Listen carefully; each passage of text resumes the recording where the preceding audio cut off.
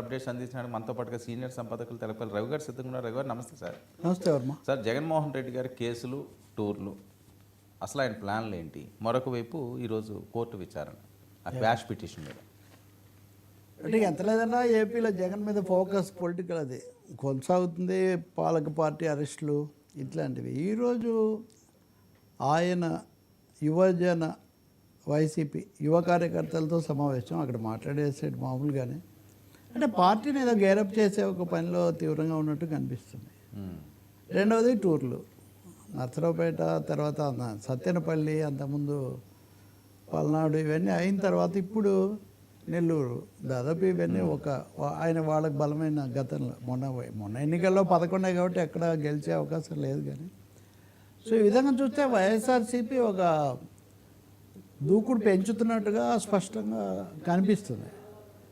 రెండవది ప్రభుత్వం కూడా అంతే తీవ్రంగా స్పందించడం కనిపిస్తుంది. పొద్దున్నీ చూస్తే ఇప్పుడు వాళ్ళ పార్టీ సమావేశంలో యువ కార్యకర్తలకేమో అసలు యువతను ఇప్పుడు పిలిచి కూర్చోబెట్టడం, మొన్న కూడా యువత నిరుద్యోగం అన్న దాని మీదే వాళ్ళు ధర్నాలు అవి చేశారు. అంటే పార్టీని కాస్త వేడెక్కించడంలో యూత్ను ముందుకు పెడదాం అనే ఒక ప్లాన్లో వైసీపీ ఉన్నట్టుగా స్పష్టంగా కనిపిస్తుంది.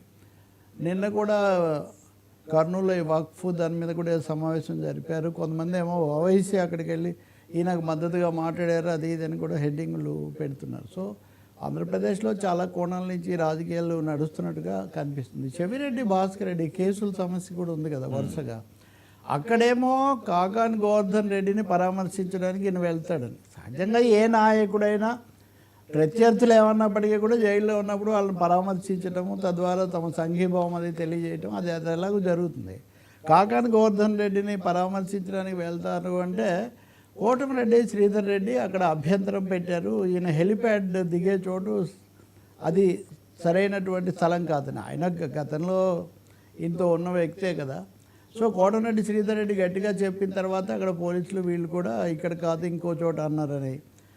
ఉదయాన్నే అనిల్ మాజీ మంత్రి ఆయన కూడా కొన్ని రోజులు అటు ఇటు స్టోరీస్ వచ్చాయి కదా. ఇప్పుడు ఆయన గట్టిగా వచ్చి చెప్తున్నాడు, మీరు అడ్డుకుంటున్నారు, మీరు భయపడుతున్నారు, ఎక్కడికి వస్తారన్నా మీరు అనుమతి ఇవ్వట్లేదు, హెలిప్యాడ్కి మీరు అనుమతి ఇవ్వట్లేదు. ఆయన కార్లలో వస్తాడు, కార్లలో వస్తే జనం ఇంకా ఎక్కువగా వస్తారు, దానివల్ల మళ్ళీ సమస్యలు వస్తాయని దాదాపు. అంటే మీరు అనుమతి ఇచ్చినా ఇవ్వకపోయినా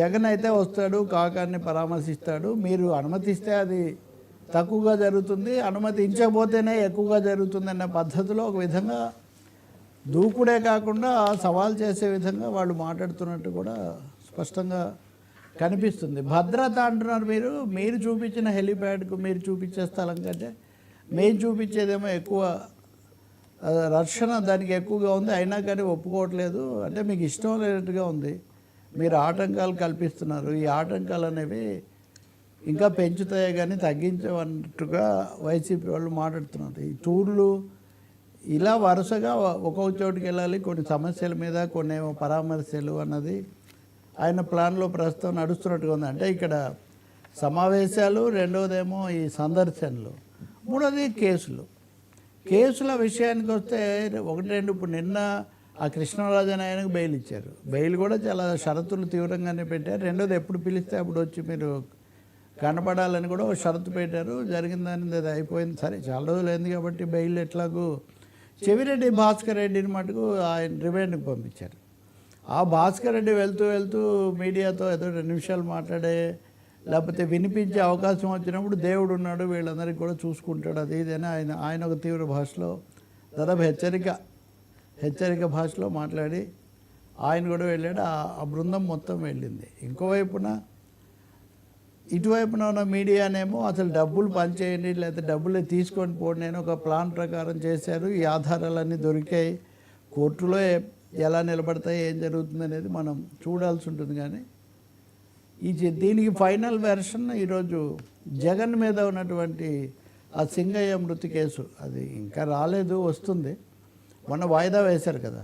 అయితే వాయిదా వేసినప్పుడు హైకోర్టు చేసిన వ్యాఖ్యలు వీళ్ళకి అనుకూలమని వీళ్ళు భావిస్తున్నారు. అంటే ఒక ప్రమాదం జరిగితే ఆ వాహనంలో ఉన్న వాళ్ళు మీరు ఎలా చేస్తారు, తొక్కిసలాటలో మరణిస్తే కూడా ఒక బస్సు ప్రమాదం జరిగితే బస్సులో ఉన్న ప్రయాణికులు మీరు ఏం చేయరు కదా, జగన్ ఎలా చేస్తారన్న పద్ధతిలో మాట్లాడారు. ఈరోజు విచారణ అంటే ప్రభుత్వం ఇప్పటికి 3 సార్లు వాయిదా కోరింది. ఈరోజు ప్రభుత్వ వాదన ప్రధానంగా వినిపించాలి. ప్రభుత్వం వాళ్ళ వాదనలు ఏంటి తెలిసినవే కాబట్టి బహుశా అవే అక్కడ వినిపిస్తారు. అది అయిన తర్వాత ఒక్క రోజులో ఈ కేసు తేలుతుందని కూడా నేనేం అనుకోవట్లేదు. అది మళ్ళీ వాయిదా పడటమే, ఇంకో తేదీ ఏదో నిర్ణయించడం జరుగుతుంది. సో ఈ 3 రకాలుగా పర్యటనలు, సభలు, మూడోదేమో కేసులు, ఈ త్రిముఖ పోరు సాగుతున్నట్టుగా కనిపిస్తుంది ఏపీలో. రెండోది అధికార పార్టీ, ముఖ్యంగా లోకేష్ కూడా. ఉదాహరణకు మొన్న జగన్ కొంచెం పర్సనల్ ఫోకస్ కూడా పెట్టి ఈ స్కూళ్ళకు సంబంధించి వాటి నిధులకు సంబంధించి లోకేష్ని ఏదో అనేవాళ్ళు కదా వాళ్ళు ఇదివరకు. అలా ఆ పేరుతో ఆ పప్పు అనేది ఏదో పెడితే ఈయన కూడా దానికి కౌంటర్గా అదే స్థాయిలో, నేను మొన్న మీకు ఒక మాట చెప్పాను, ఇక మీద జగన్తో లోకేష్ తలపడతాడు, చంద్రబాబు నాయుడు పైన మాట్లాడుతుంటాడు అన్నట్టుగా. అంటే it is Lokesh versus Jagan. Even Pawan versus Jagan కూడా కాదు, ఇది straight away Lokesh versus Jagan అన్నట్టుగా నడిస్తే తప్ప ఇది సాధ్యం కాదు అని టీడీపీ కూటమి కూడా ఒక నిర్ణయానికి వచ్చినట్టు, చంద్రబాబు నాయుడు కూడా అదే అనుసరిస్తున్నట్టు మనకు కనిపిస్తుంది. సో సిరీస్ ఆఫ్ డెవలప్మెంట్స్ జరుగుతున్నాయి. మిగిలిన ఇంకా కేసులు కూడా చాలా ఉన్నాయి. పెద్దిరెడ్డి ఉన్నాడు ఉదాహరణకు. పెద్దిరెడ్డి రామచంద్రారెడ్డికి కూడా మొన్న ఏదో కొద్దిగా ఉపశమనం, వెంటనే ఏం చర్య తీసుకోవద్దు, ఈ పద్ధతిలో ఏదో చెప్పారు.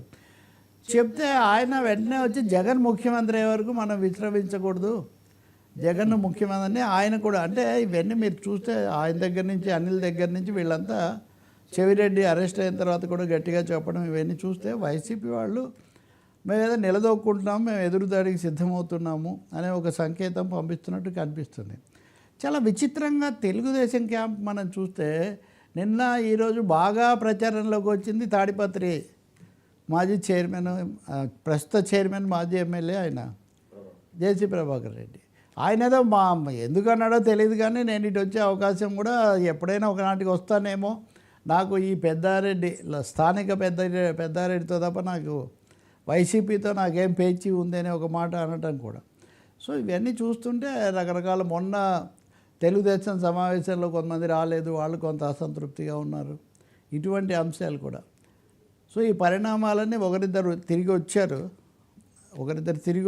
కొంతమంది ఏమో అక్కడ మాకు వెళ్ళిన తర్వాత కూడా మాకు తగిన గుర్తింపు ఉండలేదు కాబట్టి అని వాళ్ళు ఫీలర్స్ పంపిస్తున్నారు అని ఇట్లాంటివి. నిన్న మనం ఎక్స్క్లూజివ్గా మాట్లాడింది విజయసాయి రెడ్డికి సంబంధించి కూడా ఒకటి ఉంది. సో ఈ విధంగా కొంచెం యాక్టివ్ మోడ్లోకి, దూకుడులోకి వస్తున్నట్టు కనిపిస్తుంది. దీని అంతా ఇవన్నీ ఇలా జరుగుతున్నాయంటే ఢిల్లీ నుంచి బీజేపీ ఆశీస్సులు మాకున్నాయి కాబట్టి అనేది వాళ్ళ ఇన్ఫరెన్స్, వాళ్ళు తీసుకొస్తున్న ఒక పైకి చెప్పకపోయిన అంశం. సోషల్ ఈక్వేషన్స్ కూడా ఉన్నాయి దీంట్లో. జేసీ ప్రభాకర్ రెడ్డి మాట్లాడారన్నా, ఇప్పుడు వీళ్ళు అన్నా కానీ సోషల్ కాంబినేషన్స్లో కూడా కొంత నెమ్మదిగా చేంజ్ తీసుకొచ్చే ప్రయత్నం చేస్తున్నారా, అప్రోచ్లు ఇస్తున్నారా అనేది కూడా అనిపిస్తుంది. Sir AP